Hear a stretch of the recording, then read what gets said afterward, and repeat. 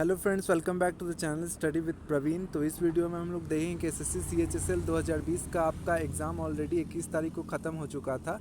तो आपका total attendance कितना रहा है, वीडियो में आगे डिस्कस करेंगे कि आपका आंसर की कब तक प्रोवाइड किया जा सकता है। ठीक है, जैसा कि आपको पता है कि आपका आंसर की 4 से 5 दिन में अब प्रोवाइड किया जा रहा है।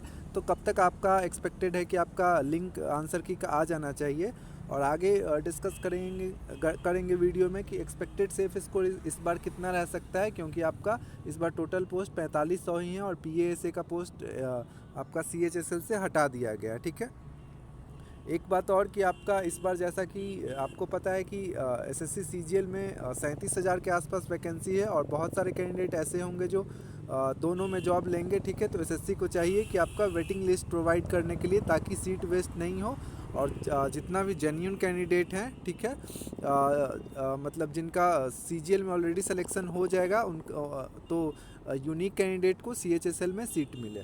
चलिए वीडियो को स्टार्ट करते हैं। अगर आप चैनल पे नए हैं तो प्लीज़ चैनल को सब्सक्राइब कर लीजिएगा और वीडियो अच्छा लगे तो आप वीडियो को लाइक कर सकते हैं।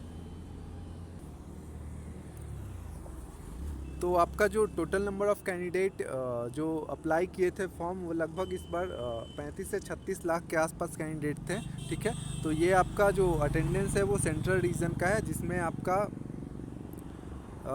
जिसमें आपका जो टोटल नंबर ऑफ़ जो कैंडिडेट थे वो 6,36,000 इतना कैंडिडेट में से आपका 2,74,000 कैंडिडेट ने एग्ज़ाम दिया। ठीक है, तो ये आपका यूपी का है। सेंट्रल रीजन में 2 स्टेट है आपका, एक यूपी और एक बिहार। ठीक है, तो यूपी से 6,000 कैंडिडेट को अपीयर होना था, बट 2,74,000 कैंडिडेट नहीं अपीयर हुआ। सिमिलरली आपका बिहार से 2,93,000 के आसपास कैंडिडेट का नाम आया था एग्ज़ाम में अपीयर होने के लिए, लेकिन आपका 1,44,000 कैंडिडेट ही अपीयर हुए। तो अगर बात करें हम लोग कि टोटल अटेंडेंस कितना रहा सेंट्रल रीजन का, तो आपका 43 से 44% ही आपका टोटल अटेंडेंस रहा है। इस प्रकार अगर हम लोग देखें तो लगभग आपका 15 से 16 लाख ही कैंडिडेट इस बार टोटल सभी रीजन से मिला के 15 से 16 लाख कैंडिडेट एग्ज़ाम दिए होंगे। ठीक है, जो कि आपका अटेंडेंस लगभग 45 से 46% रहा होगा अगर ओवरऑल रीजन वाइज हम लोग देखें तो।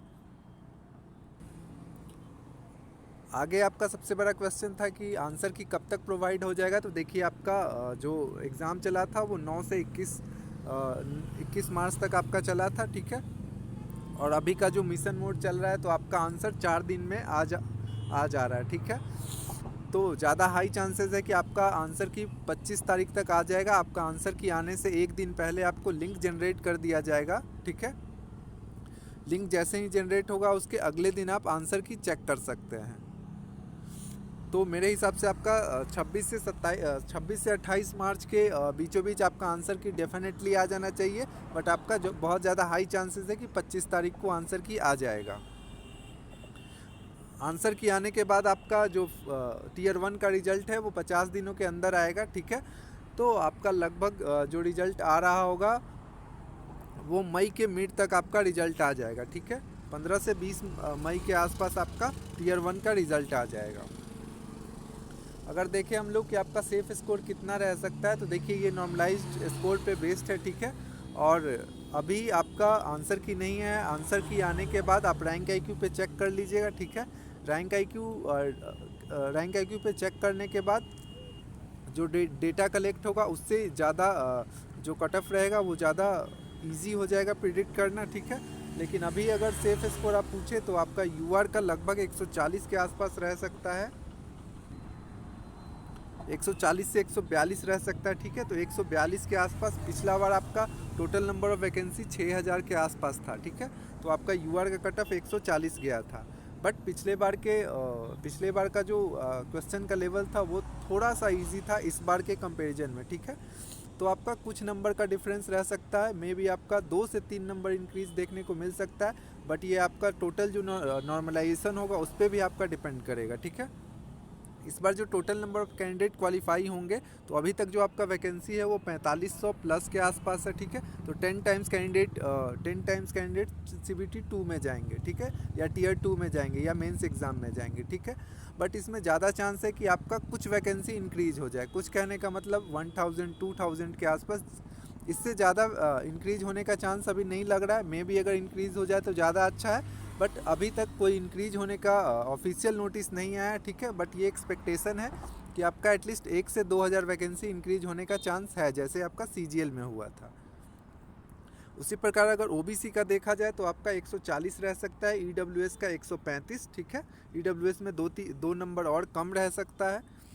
SC में आपका 125 रह सकता है, इसमें भी आपका 2 से 3 नंबर और कम रह सकता है। और ST का आपका 120 के आसपास रह सकता है। आपको 10 टाइम्स कैंडिडेट बुलाया जाएगा, तो मिनिमम जो कैंडिडेट पास कर रहे होंगे वो लगभग 45,000 से 50,000 कैंडिडेट ऐसे होंगे जो मेंस एग्ज़ाम देंगे, ठीक है। तो आपको साथ साथ मेंस एग्ज़ाम का भी प्रिपरेशन स्टार्ट कर देना चाहिए। जिनका भी मार्क्स 130 135 से ऊपर है, ठीक है, तो आपको नॉर्मलाइज करके आपका 140 142 पहुंच जाएगा। आप देख लीजिएगा उस रेंज में आपका मार्क्स होगा तो। और टाइपिंग आप स्टार्ट कर दीजिएगा, क्योंकि टाइपिंग एरर आपका मात्र 5% ही रहेगा, तो टाइपिंग में आपको थोड़ा टाइम लगेगा। जैसे ही आपका रिजल्ट टीयर 1 का आएगा, उसके बाद आपको ज़्यादा टाइम नहीं मिलेगा। टीयर 1 के रिजल्ट के आने के बाद आपको 15 से 20 दिन में टीयर 2 कंडक्ट करा लिया जाएगा, ठीक है। तो आप वेट नहीं करेंगे रिजल्ट का। आगे आगे सबसे बड़ा सवाल है कि आपका CHSL एग्ज़ाम में वेटिंग लिस्ट होना चाहिए, ताकि CGL 2022 में जितने भी कैंडिडेट क्वालिफाई होंगे, ठीक है, उनका बहुत ज़्यादा हाई चांसेस होगा कि वो CHSL में भी फाइनल सिलेक्शन ले रहे होंगे। तो उससे ये होगा कि बहुत सारे कैंडिडेट CGL और CHSL में कॉमन आ जाएंगे, ठीक है, क्योंकि बहुत सारे कैंडिडेट DV स्किप नहीं करते हैं। तो अगर वेटिंग लिस्ट रहेगा तो मान लिया जाए कि 4500 टोटल आपका पोस्ट है, और 1.5 टाइम्स SSC कैंडिडेट बुलाता है लगभग। अगर मान लिया जाए कि आपका 7000 कैंडिडेट बुलाता है, तो जो कैंडिडेट ज्वाइन नहीं कर पाएंगे तो उनको वेटिंग लिस्ट से मौका मिलेगा ज्वाइन करने का, ठीक है। तो अगर SSC रखता है तो ये काफ़ी अच्छा रहेगा। तो चलिए देखते हैं कि SSC क्या करता है, और आपका आंसर की आ जाएगा तो आप रैंक IQ पे डेटा चेक कर लीजिएगा, ठीक है। मैं वीडियो उसके रिगार्डिंग बना दूंगा और लिंक प्रोवाइड कर दूंगा। Okay, thank you so much for watching this video. Have a nice day.